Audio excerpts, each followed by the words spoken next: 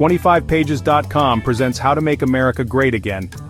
First, let's discuss ports at the Panama Canal, a marvel of engineering that's been making ships' lives easier for over a century. Now, you might have heard some wild rumors about it being sold off. Don't panic, the canal itself is staying put. It's still in the hands of Panama and its citizens, thank you very much.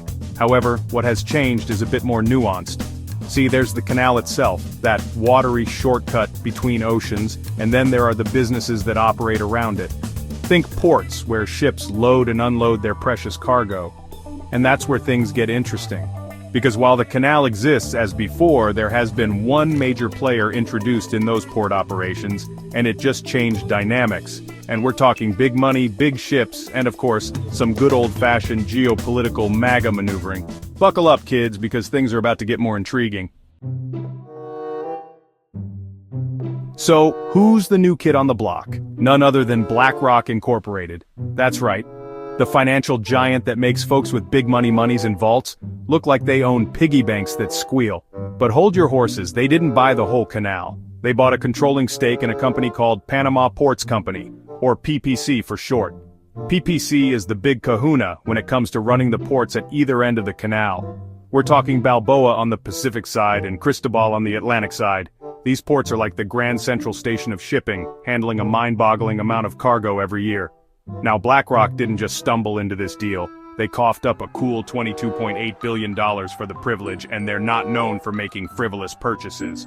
So why did they shell out enough cash to make a dragon blush? Well, let's just say there's more to this story than meets the eye. You see, the Panama Canal isn't just a feat of engineering, it's a strategic choke point of global trade. And where there's global trade, there's always someone looking to throw their weight around.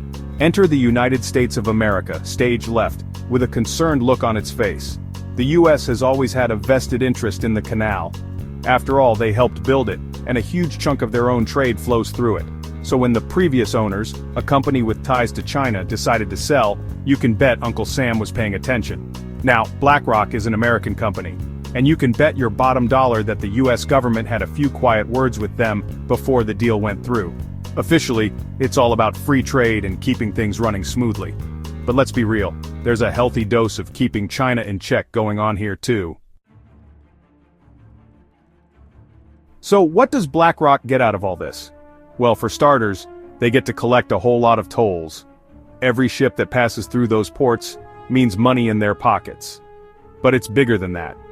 This is about BlackRock planting their flag in the world of infrastructure.